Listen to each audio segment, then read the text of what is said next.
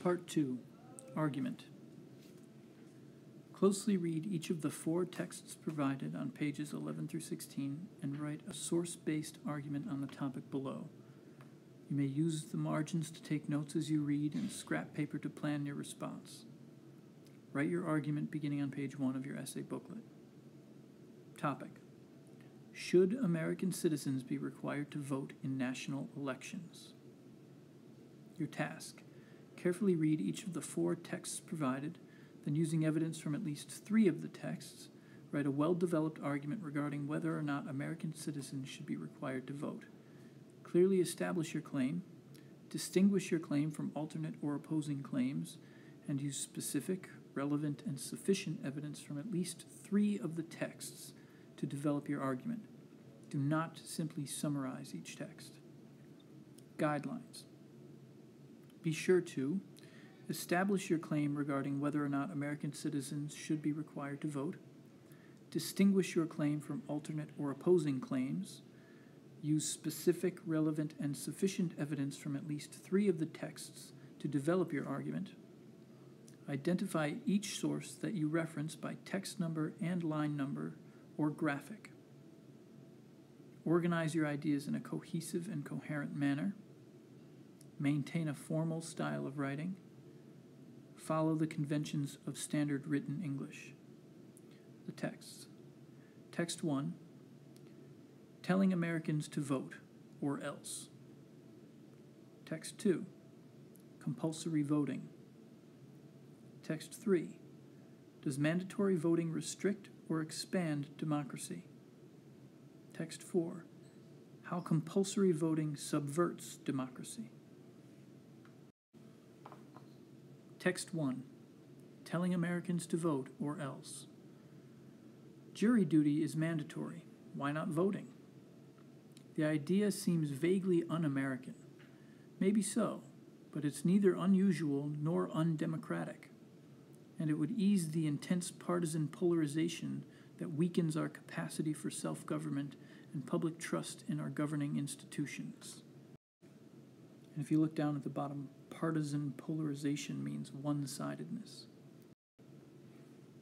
31 countries have some form of mandatory voting, according to the International Institute for Democracy and Electoral Assistance. The list includes 9 members of the Organization for Economic Cooperation and Development and 2/3 of the Latin American nations.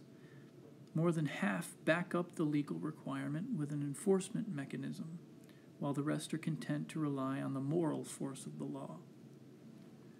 Despite the prevalence of mandatory voting in so many democracies, it's easy to dismiss the practice as a form of statism that couldn't work in America's individualistic and libertarian political culture. If you look down at the bottom, statism is central government control of economic and social policy. But consider Australia, whose political culture is closer to that of the United States than any other English-speaking country. Alarmed by a decline in voter turnout to less than 60% in 1922, Australia adopted mandatory voting in 1924, backed by small fines, roughly the size of traffic tickets, for non-voting, rising with repeated acts of non-participation. The law established permissible reasons for not voting, like illness and foreign travel, and allows citizens who faced fines for not voting to defend themselves. Proponents offer 3 reasons in favor of mandatory voting. The first is straightforwardly civic. A democracy can't be strong if its citizenship is weak.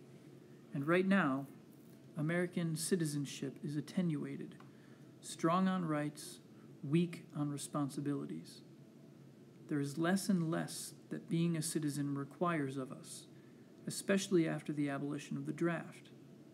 Requiring people to vote in national elections once every 2 years would reinforce the principle of reciprocity at the heart of citizenship.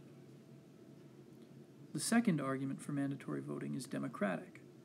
Ideally, a democracy will take into account the interests and views of all citizens. But if some regularly vote while others don't, officials are likely to give greater weight to participants. This might not matter much if non-participants were evenly distributed through the population. but political scientists have long known that they aren't. People with lower levels of income and education are less likely to vote, as are young adults and recent first-generation immigrants. Changes in our political system have magnified these disparities. If you look down at the bottom, disparities are inequalities. During the 1950s and 60s, when turnout rates were much higher, political parties reached out to citizens year-round. At the local level, these parties, which reformers often criticized as machines, connected even citizens of modest means and limited education with neighborhood institutions and gave them a sense of participation in national politics as well. In its heyday, organized labor reinforced these effects. But in the absence of these more organic forms of political mobilization, the second best option is a top-down mechanism of universal mobilization. Mandatory voting would tend to even out disparities stemming from income, education, and age, enhancing our system's inclusiveness. It is true, as some object, that an enforcement mechanism would impose greater burdens on those with fewer resources. But this makes it all the more likely that these citizens would respond by going to the polls, and they would stand to gain far more than the cost of a traffic ticket. The third argument for mandatory voting goes to the heart of our current ills. Our low turnout rate pushes American politics toward increased polarization. The reason is that hardcore partisans are more likely to dominate lower turnout elections, while those who are less fervent about specific issues and less attached to political organizations tend not to participate at levels proportional to their share of the electorate. The United States is not Australia, of course, and there's no guarantee that the similarity of our political cultures would produce equivalent political results. For example, reforms of general elections would leave untouched the distortions generated by party primaries, in which small numbers of voters can shape the choices for the entire electorate. And the United States Constitution gives the states enormous power over voting procedures. Mandating voting nationwide would go counter to our traditions, and perhaps our Constitution, and would encounter strong state opposition. Instead, a half-dozen states from parts of the country with different civic traditions should experiment with the practice, and observers, journalists, social scientists, citizens groups, and elected officials would monitor the consequences. We don't know what the outcome would be, but one thing is clear. If we do nothing and allow our politics of passion to define the bounds of the electorate, as it has for much of the last 4 decades, the prospect for a less polarized, more effective political system that enjoys the trust and confidence of the people is not bright. That was by William A. Galston, excerpted from his article, Telling Americans to Vote or Else, from the New York Times, November 5th, 2011. Text 2. Compulsory voting. All democratic governments consider participating in national elections a right of citizenship and a citizen's civic responsibility. Some consider that participation in elections is also a citizen's duty. In some countries where voting is considered a duty, voting at elections has been made compulsory and has been regulated in the national constitutions or electoral laws. Some countries impose sanctions on non-voters. If you look down at the bottom, sanctions means penalties. Compulsory voting is not a new concept. Belgium in 1892, Argentina in 1914, and Australia in 1924 were among the first countries to introduce compulsory voting laws. Countries such as Venezuela and the Netherlands practiced compulsory voting at one time, but have since abolished it. Advocates of compulsory voting argue that decisions made by democratically elected governments are more legitimate when higher proportions of the population participate. They argue further that voting, voluntarily or otherwise, has an educative effect upon the citizens. Political parties can save money as a result of compulsory voting, since they do not have to spend resources convincing the electorate that it should turn out to vote. Lastly, if democracy is government by the people, presumably this includes all people. so that it is every citizen's responsibility to elect his or her representatives. The leading argument against compulsory voting is that it is not consistent with the freedom associated with democracy. Voting is not an intrinsic obligation. If you look down at the bottom, intrinsic means essential. And the enforcement of such a law would be an infringement of the citizens' freedom associated with democratic elections. It may discourage the political education of the electorate because people forced to participate will react against the perceived source of oppression. Is a government really more legitimate if higher voter turnout is achieved against the will of the voters? Many countries with limited financial resources may not be able to justify the expense of maintaining and enforcing compulsory voting laws. It has been proved that forcing the population to vote results in an increased number of invalid and blank votes compared to the countries that have no compulsory voting laws. Another consequence of compulsory voting is the possible high number of random votes.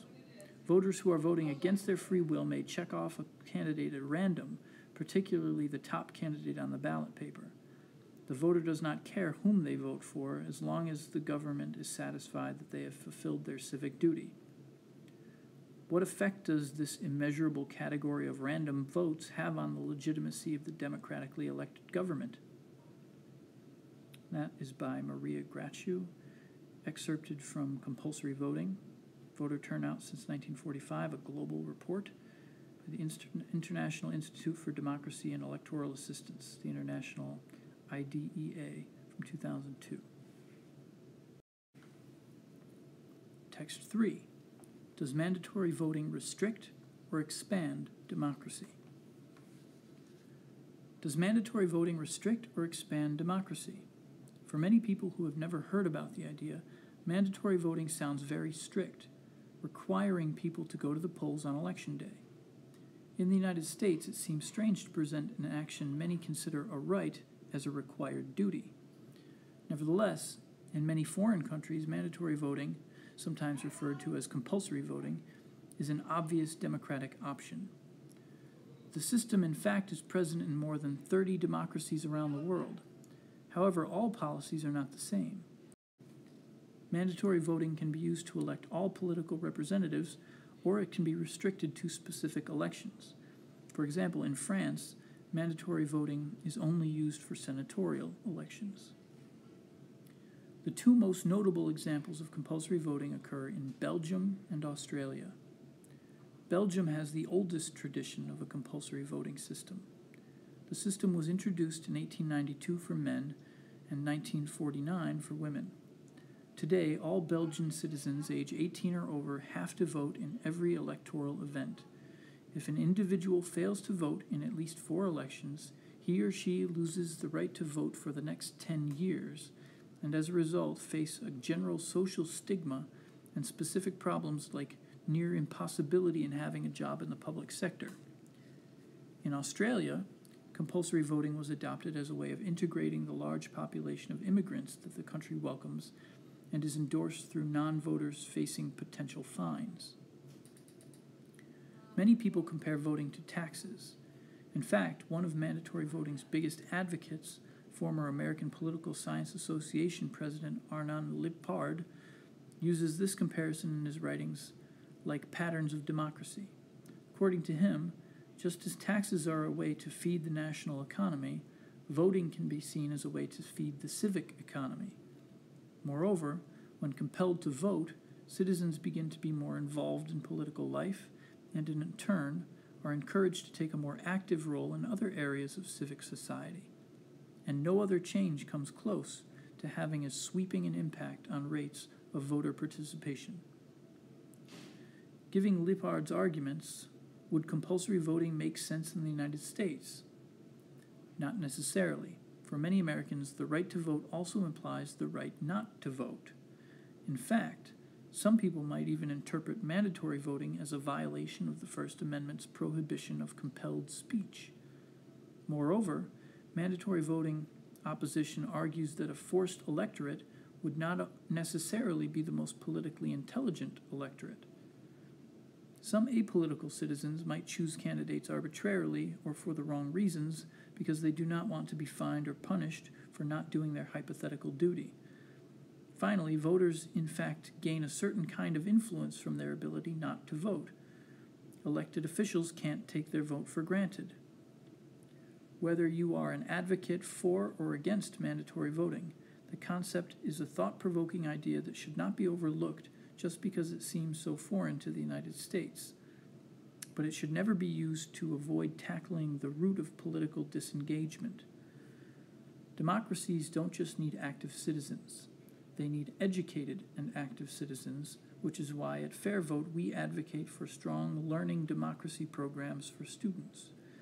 Americans also need faith in the power of elected officials to represent them effectively and the motivation that comes from elections having real choices from across the spectrum.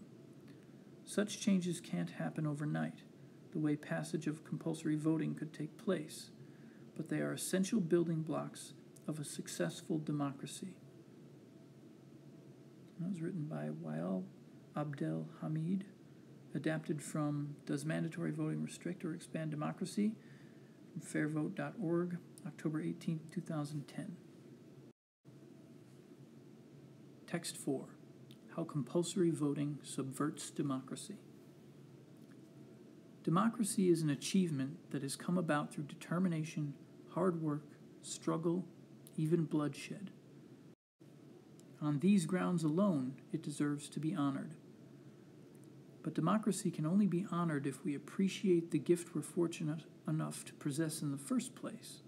Sadly, a considerable number of people do not appreciate it and have never given the matter a moment's thought. I'd argue that the massive indifference toward politics that now pervades the general populace will only be overcome by removing the compulsion to vote. Politicians would then be forced to argue their cases with more conviction and to educate their constituents about the historical struggle that was necessary to achieve what most of us now take for granted. People have to be persuaded of the importance of voting to the democratic process. Yet compelling people to do so subverts our democratic rights. Democracy is about freedom. It is the antithesis of compulsion. Compulsory voting raises a question we shouldn't even be asking, whether voting is a civil right or a civic duty. The right not to vote in an election is as fundamental as the right to vote.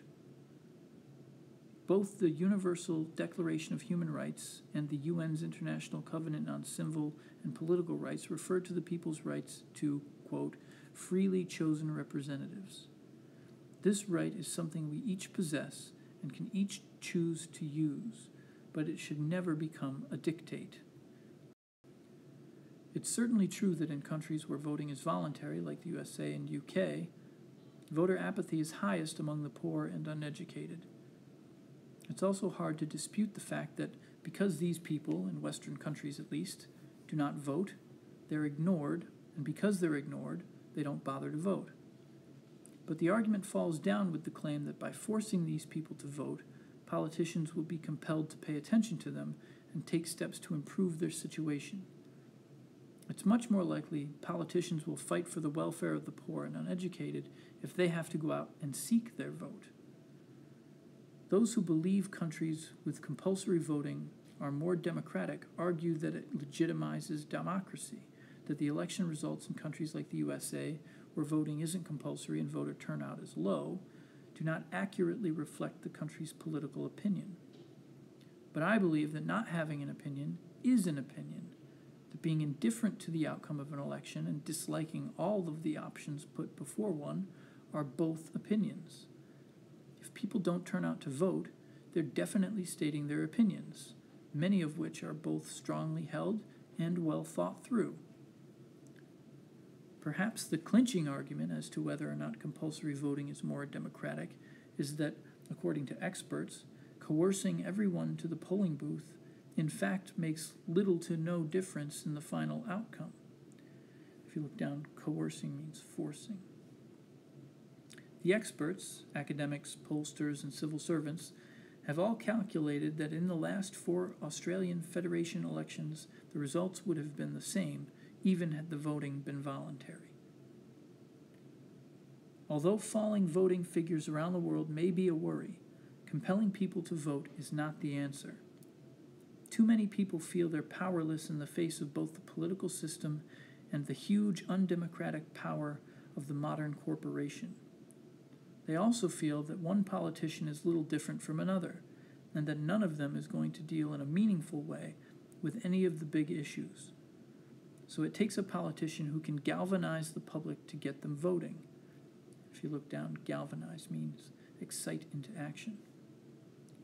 In the 2008 U.S. presidential election, people sensed a new political star in Obama, someone who would make a difference, and voter turnout was the highest for 40 years. Numbers are unimportant. Quality, rather than quantity, should be the focus of a healthy democracy. Voting should be carried out by those who care, by those who want to vote. It isn't too hard to argue that those who want to vote deserve to be heard more than those who do not. Is it truly worth listening to someone who has nothing to say or who doesn't want to say anything? That was by Peter Barry, excerpted from How Compulsory Voting Subverts Democracy from Quadrant.org from Australia, September 1st, 2013.